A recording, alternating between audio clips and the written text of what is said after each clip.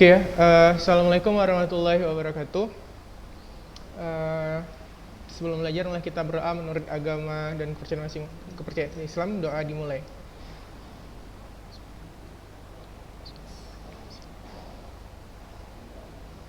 Doa selesai.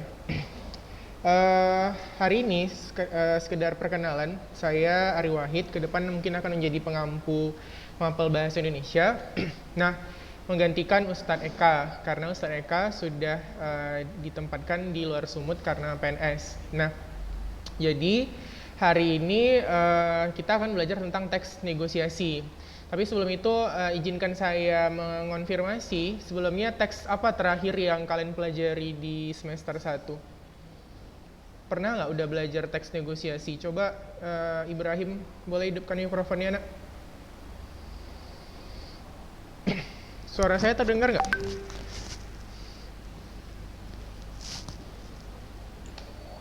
Dengar. Oke, Arik, ingat nggak terakhir kali belajar teks apa di semester 1? Ya. Terakhir kali bahasa Indonesia di semester 1 ingat nggak belajar teks apa? Yang terakhir belajar ini membuat kesepakatan melalui negosiasi. Oh, negosiasi. Oke, berarti ini saya ulang sedikit nggak apa-apa lah ya, karena ini memang materi semester 2.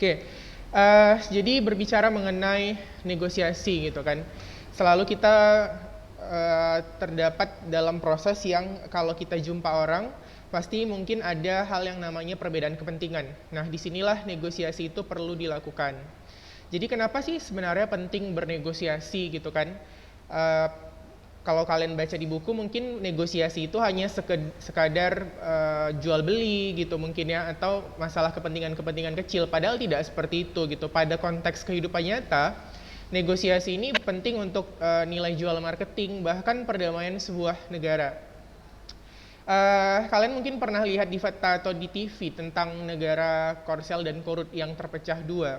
Jadi mereka itu perbedaan ideologinya itu harus mengadakan perjanjian per 5 tahun sekali, namanya perjanjian perdamaian. Kalau mereka gagal dalam proses negosiasi itu, maka mereka akan melakukan perang nuklir. Nah, nuklir itu dampaknya tidak kecil. Satu partikel itu bisa menghanguskan seluruh Asia Tenggara. Nah, jadi sebenarnya yang dikatakan negosiasi tidak sesederhana masalah jual beli. Negosiasi itu adalah tujuannya sebenarnya mencapai sebuah kesepakatan. Bagaimana pihak-pihak yang tadinya berbeda kepentingan bisa mencapai satu titik temu, gitu kira-kira. Jadi kalau kita definisikan, negosiasi adalah jenis teks yang menyatukan kepentingan-kepentingan yang berbeda untuk mencapai satu tujuan yang sama-sama menguntungkan. Ingat ya, yang sama-sama menguntungkan.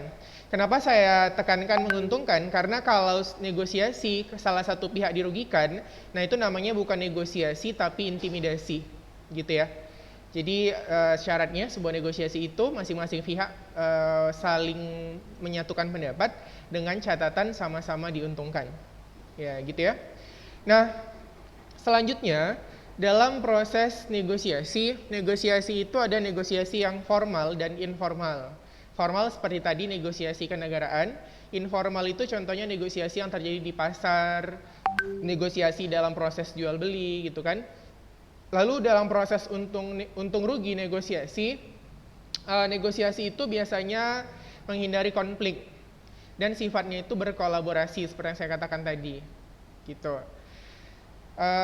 Selanjutnya untuk yang keempat, negosiasi itu punya beberapa unsur, gitu ya. Jadi ketika kita katakan teks negosiasi, maka dalam proses negosiasi ada hal yang memang harus dijadikan sebagai syarat. Yang pertama adanya partisipannya dulu. Ya kalau nggak ada partisipan, siapa yang mau bernegosiasi? Kan partisipan itu adalah manusianya. Nah ini partisipan. Jadi partisipan itu adalah orangnya tadi yang masing-masing punya mungkin kepentingan yang berbeda. Nah setelah ada orangnya, barulah kita masuk kepada perbedaan kepentingan. Ada nggak kepentingan mereka yang berbeda? Kalau sama ya ngapain bernegosiasi gitu kan? Lalu adanya proses pengajuan dan penawaran. Di sini agak saya artikan sedikit. Ada yang tahu nggak pengertian pengajuan dan penawaran? Kan udah pernah belajar nih ya. Ada 7 orang masuk. Coba dihubungi kawan-kawannya yang belum aktif ya. Coba si Muiz coba. Muiz coba ingat nggak kalau misalnya di pasar atau apa sih yang dimaksud dengan pengajuan? Pengajuan Sat. Iya.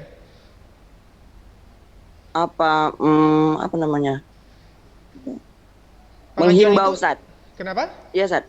Kenapa? Iya. Pengajuan. Mengajukan permintaan gitu ya Sat. Iya boleh. Pengajuan itu bisa dalam bentuk permintaan. Permintaan. Oke. Oke, terima kasih Muiz. Boleh di-mute lagi. Sekarang coba Amar. Oke. Silakan Amar. Kalau penawaran kira-kira apa Amar? Pernah nawar nggak? Nggak pernah. Nggak pernah? Nggak pernah, oke. Kalau yang lain misalnya ada gini, jadi proses pengajuan penawar itu, pengajuan itu diartikan sebagai penetapan standar dari pihak yang berwenang. Saya tulis di chat ya, saya kirim ke semua, jadi kalian bisa catat. Dan ingat ini harus dicatat, karena ini inti yang paling penting dari sebuah teks negosiasi. Jadi kembali ke pengertian K13 itu, kenapa sih sebenarnya sekedar informasi kita berubah menjadi sistemnya tekstual gitu. Karena mengingat ternyata dari hasil sensus First International Student Assessment, Indonesia itu kemampuan membacanya berada di peringkat 63 dari 65 negara yang dites.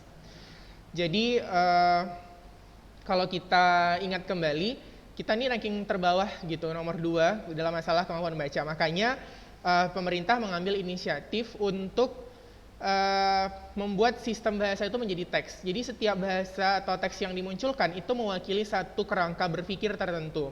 Yang perlu kamu kuasai adalah definisi teksnya apa, terus strukturnya bagaimana, baru yang terakhir bagaimana konten kebahasaan yang mencirikan teks tersebut. Contoh misalnya, kalau dalam berbicara dalam percakapan sehari-hari, kamu mau mendeskripsikan seseorang, maka beda strukturnya dengan ketika kamu mau menarasikan seseorang. Contoh misalnya saya tanya, Faiz Al-Ghifari itu orangnya gimana sih? Gitu. Kalau deskripsinya, maka dia kaitannya dengan ciri fisik, misalnya dari warna kulitnya, dari rambutnya, dari tinggi badannya. Tapi kalau saya minta tolong narasikan, yang kamu narasikan itu adalah bagaimana sih Faiz sehari-harinya, bagaimana sifat dia, gitu. Nah, jadi beda, setiap teks itu punya tujuan dan kerangkanya masing-masing. Gitu juga negosiasi. Karena negosiasi tujuannya untuk mencapai kesepakatan, maka prosesnya itu dimulai dari pengajuan dulu, penetapan standar dari pihak yang berwenang. Nih, saya kirim ya. Lalu ada penawaran. Nah, penawaran itu adalah penurunan standar untuk pengajuan. Nah, jadi penawaran itu adalah penurunan standar untuk pengajuan. Gimana sih yang dimaksud dengan pengajuan gitu kan? Jadi kalau misalnya kita belanja di pasar, Bu, berapa sih harga mangganya ini 1 kilogram gitu kan? Oh, 20.000 gitu kan. Nah, 20.000 itulah yang dikatakan sebagai pengajuan. Kenapa dia berhak menetapkan standar harganya 20.000? Karena dia punya wewenang. Wewenangnya apa? Dia yang punya modal, dia tahu ongkos produksinya berapa, sehingga dia bisa menetapkan harga jualnya. Itulah yang dimaksud dengan pengajuan. Lalu penawaran bagaimana? Kita kan namanya pembeli pasti biasanya mau harga yang lebih ekonomis.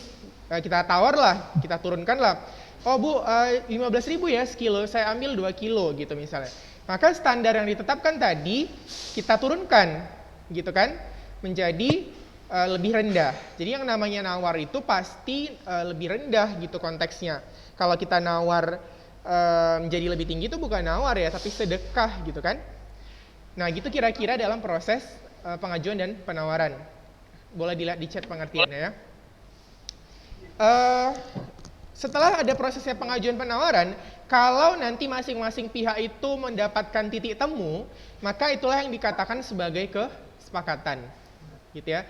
Jadi kalau misalnya masing-masing pihak itu punya titik temu, nah itulah yang dikatakan sebagai kesepakatan.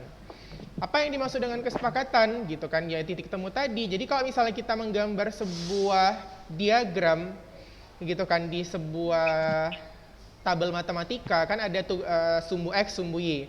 Gimana sih bisa jumpa titik koordinat kalau masing-masing itu menuju ke arah yang positif atau masing-masing menuju ke arah yang negatif. Jadi kalau yang dikatakan negosiasi itu harusnya searah dulu gitu tujuannya. Jadi kalau misalnya memang dari awalnya udah berseberangan, dari awalnya memang sudah nggak niat untuk menyatu, ya memang susah yang dikatakan bisa mencapai kata sepakat tadi gitu. Oke, itu yang dikatakan sebagai ciri negosiasi. Boleh dicatat ya di buku catatannya sambil kamu mendengarkan. Jadi unsurnya tadi ada partisipan, ada perbedaan kepentingan, adanya proses pengajuan dan penawaran, dan yang terakhir mencapai kesepakatan. Apakah selalu kesepakatan itu tercapai? Ya belum tentu gitu, karena ada beberapa yang memang kesepakatannya tidak ada. Oke, sampai di situ dulu. Ada pertanyaan tidak? Kalau ada pertanyaan, itu nanti dikasih 4 poin per pertanyaan. Kalian dari kelas 10, oke? Bentar ya, sambil kalian memikirkan pertanyaannya, saya cek dulu absennya ya.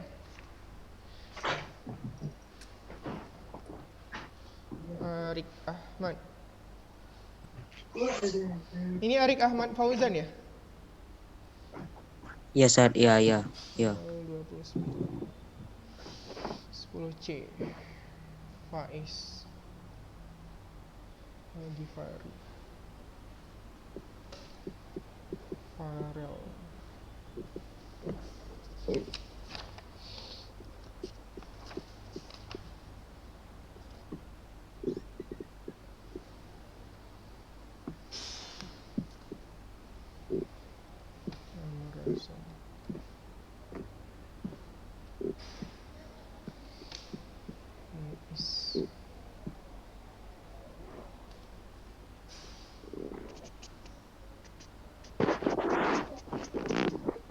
Muiz nama panjangnya apa?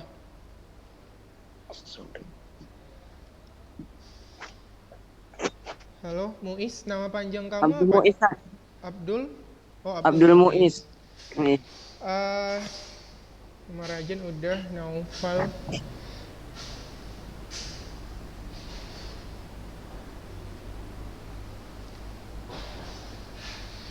Sina Seto.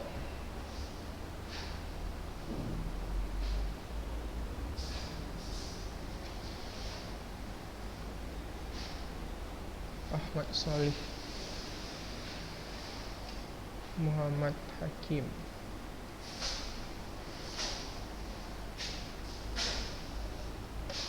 Raffi.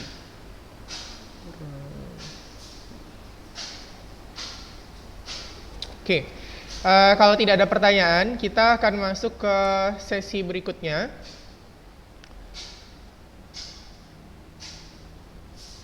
Bentar ya, saya hitamkan dulu.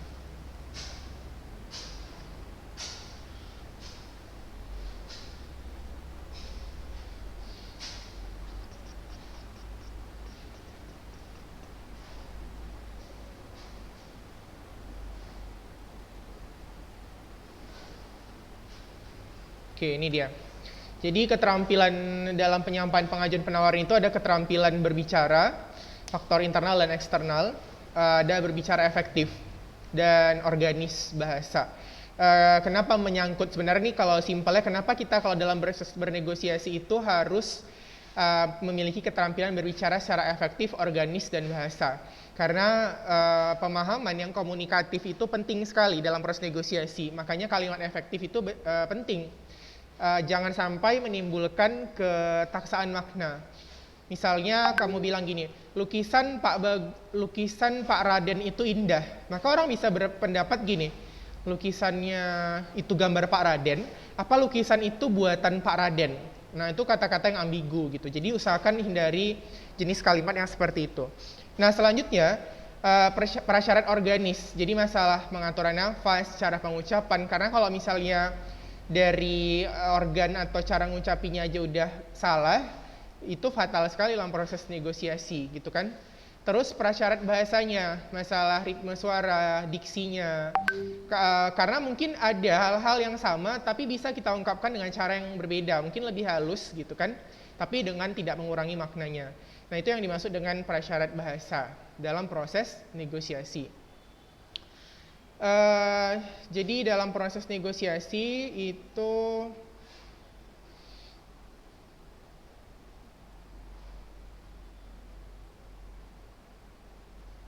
bentar ya, saya cari beberapa.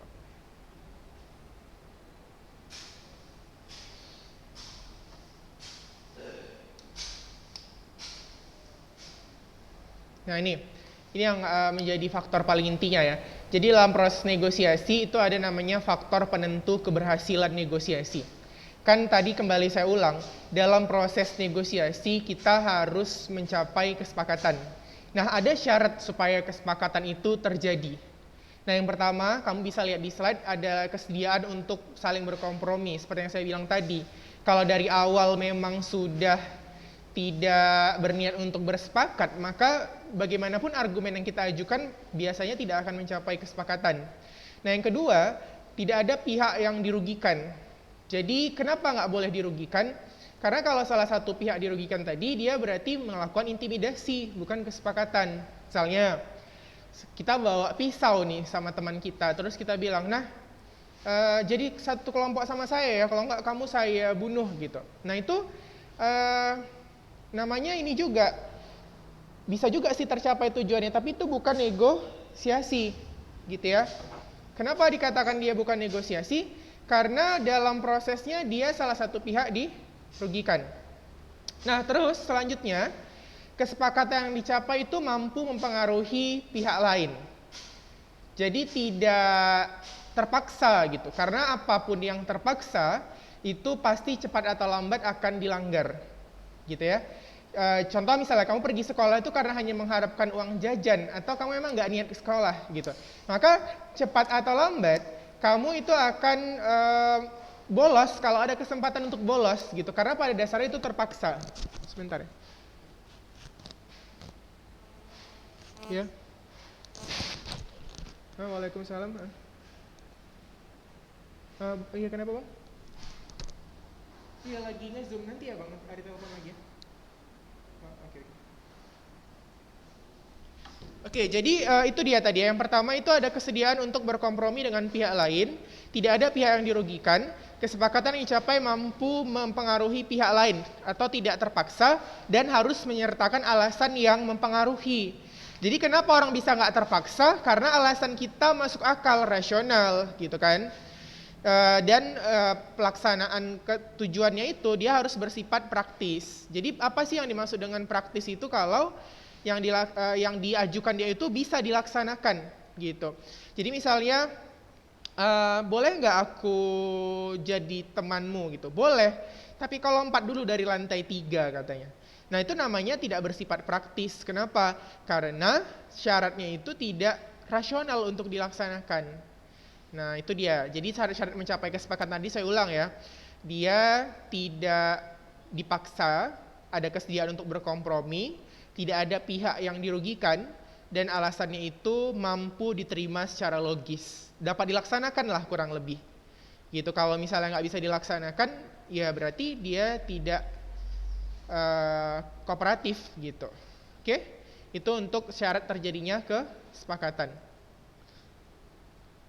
Oke, selanjutnya, ini untuk struktur negosiasi.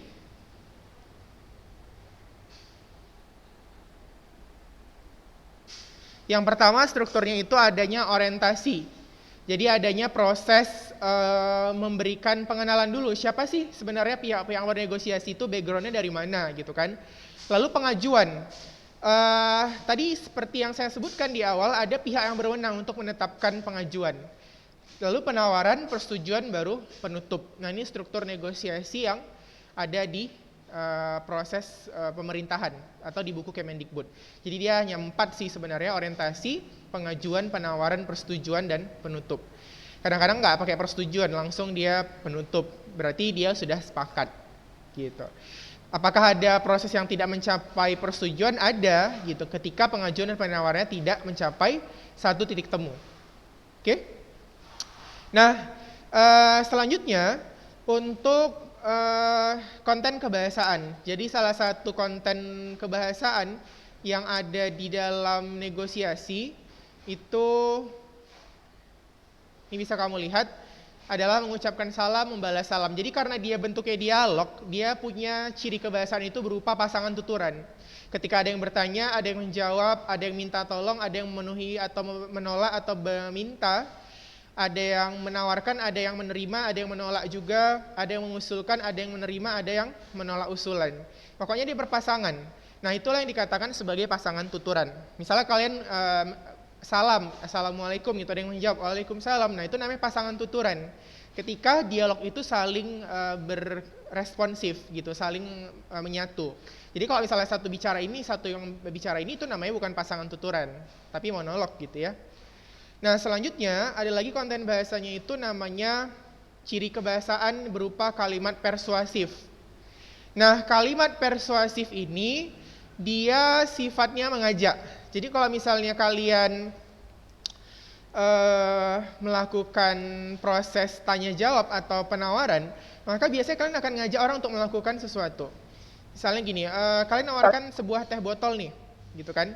Terus kalian bilang, Kak, yuk beli teh botol, bagus loh ini teh botolnya, dia selain sehat, dia juga tanpa bahan pengawet gitu misalnya.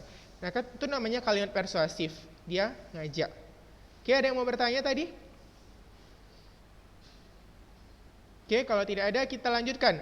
Untuk yang berikutnya dia ada kalimat deklaratif. Deklaratif itu kalimat yang ujungnya menggunakan tanda titik atau disebut sebagai kalimat berita.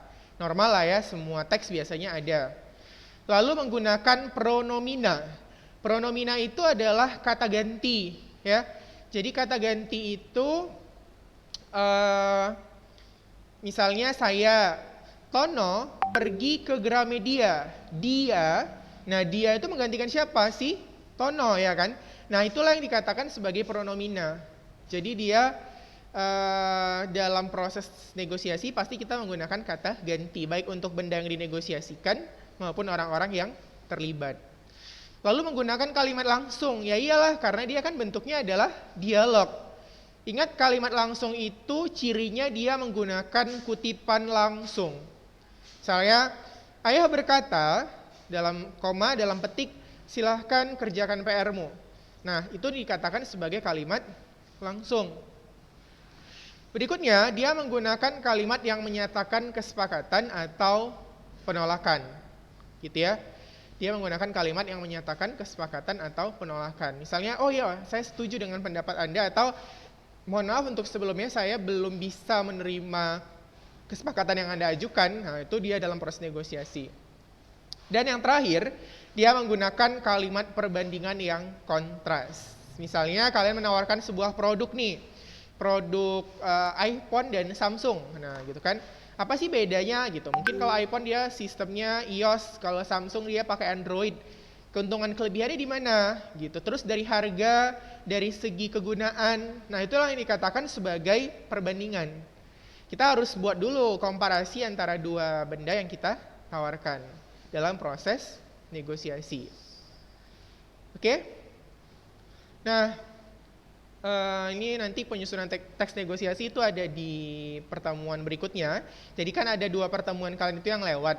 Jadi nanti itu dibuat dalam bentuk rekaman, akan diterbitkan hari Sabtu kalau nggak salah nanti, ya, untuk mengganti beberapa pertemuan kemarin yang sempat kosong, gitu. Jadi nggak usah khawatir, nanti yang 2 pertemuan lagi dalam bentuk rekaman.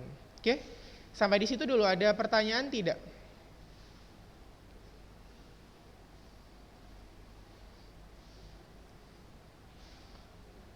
Coba kalau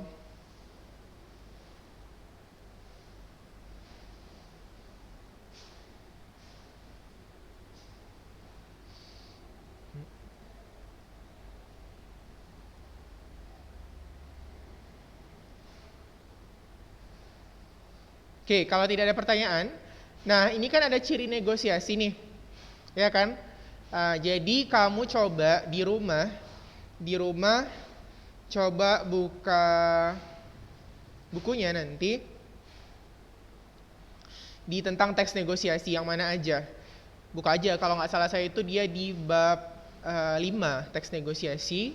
Buka, kalau nggak salah saya di situ nanti ada teks yang berbicara tentang jual beli mangga atau negosiasi tentang pengurangan waktu untuk ujian fisika kalau nggak salah. Tapi saya kurang ingat halamannya. Terserah kamu ambil teks negosiasi yang mana. Buka aja buku paketnya yang warna biru itu. Lihat di situ ada teks negosiasi, ambil aja satu, udah. Terus carilah ininya tadi, unsur-unsurnya. Jadi mana sih yang dikatakan partisipannya siapa? Terus perbedaan kepentingannya di mana letaknya? Yang mana sih yang pengajuan, mana yang penawaran? Lalu mana yang berupa kesepakatan? Gitu. Nah itu aja sih tugasnya. Jadi dikumpulnya tuh paling lambat minggu depan, hari Jumat juga ya, atau hari Kamis malam. Boleh dikumpul, nanti ada WA saya, boleh kamu lihat di grup atau nanti boleh saya ketikkan di sini. Atau boleh di post di grupnya juga bisa. Nanti kan saya udah gabung tuh. Nanti kamu post di grup, boleh ke WA saya juga langsung juga bisa. Dikerjakan di buku latihan, dikumpul dalam bentuk foto. Jadi ada foto dikerjakan dulu, nanti hasilnya itu difoto, baru dikirim ke WA. 4 aja ya. Yang pertama adanya partisipan, mana partisipannya, orangnya mana. Kepentingan yang berbeda itu yang mana. Lalu mana pengajuannya, mana penawarannya. Oke? Sampai di situ bisa? Sebentar ya, saya lihat jadwal kelas.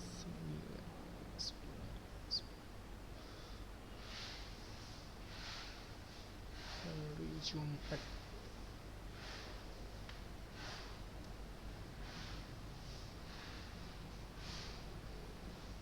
Oke, waktunya sudah tinggal 2 menit lagi. Kalau memang tidak ada pertanyaan, saya harap tadi dicatat ya tugasnya.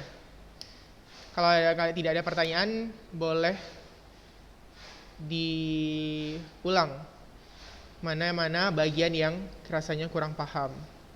Jadi ingat ya, kembali lagi tugasnya tadi yang di slide ini, cari partisipan, terus cari mana pihak yang berbeda kepentingan, lalu mana pengajuannya, mana penawarannya. Ingat, pengajuan tadi adalah penetapan standar.